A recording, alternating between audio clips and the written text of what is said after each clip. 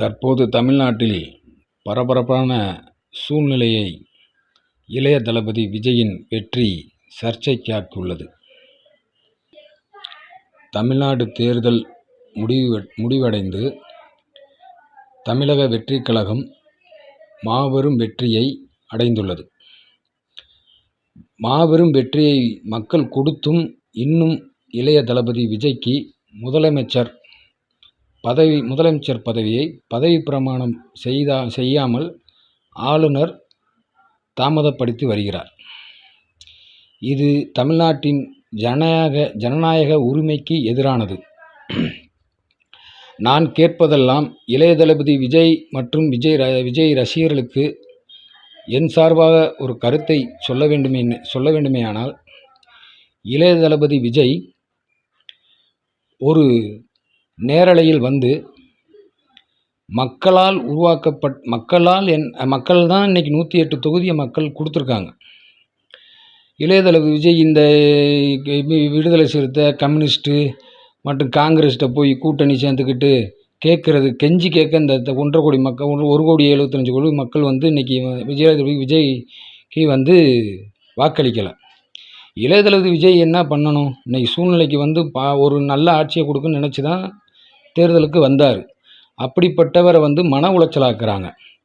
அப்புறம் ஏன் நம்ம 1 சீட்டு 2 சீட்டுன்னு கேட்டுக்கிருக்கணும்? ஓப்பனாக ஒரு லைவில் வந்து இளைய தளபதி விஜய், மக்கள் தான் எனக்கு இந்த வாய்ப்பை கொடுத்தீங்க.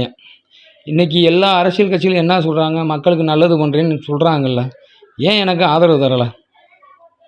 நல்லது பண்ணுறவங்க நினச்சி வந்து நேரடியாக வந்து எனக்கு ஆதரவு கொடுத்தா கொடுங்க.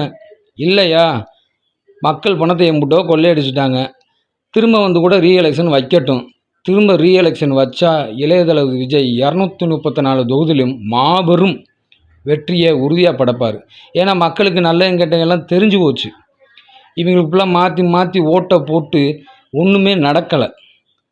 இந்த மாபெரும் புரட்சியை இளைய தளபதி விஜய் திரும்ப வந்து இந்த தமிழ்நாட்டுக்கு நல்லது நடக்கக்கூடாது என்று உங்களுக்கு ஆதரவு தராமல் ஏற்படும் இளைய தளபதி விஜய் அவர்கள் இந்த ஒரு நல்ல ஒரு முடிவை எடுக்கணும். ஏன் ஒவ்வொருத்தனையும் போய் நம்ம கெஞ்சிக்கு இருக்கணும்? மக்கள் தானே இந்த செல்வாக்கை உங்களுக்கு கொடுத்தாங்க. மக்கள்கிட்டே முடிவை கொடுத்துருங்க. நான் வந்து ஒரு குறிப்பிட்ட கால இடைவெளியை கொடுங்க. எனக்கு வந்து நேரடியாக வந்து மக்களுக்கு நான் நல்லது பண்ணணும்னு நினச்சி வந்திருக்கேன்.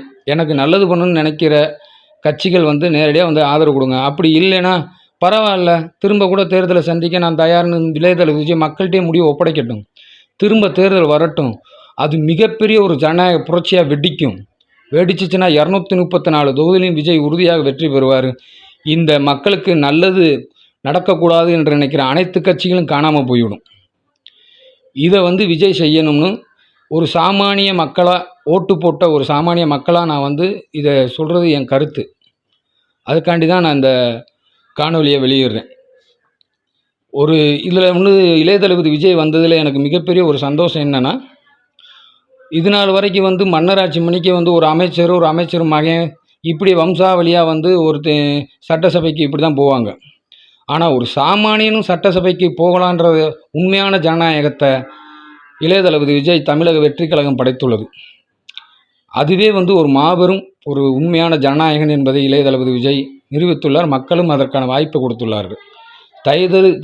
தயவு செய்து டிவிகே ஃபேன்ஸ்லாம் இதை வந்து ஷேர் பண்ணுங்கள். உங்கள் சம்மந்தமான கமெண்டுகளை நீங்கள் வந்து பதிவு பண்ணுங்கள் அப்படின்னு நினைக்கிறேன். தமிழ்நாட்டில் ஒரு ஜனநாயகத்தின் சாமானியன் குரலாக எனது கருத்துக்களையும் இங்கே தெரியப்படுத்தியிருக்கேன். நன்றி, வணக்கம்.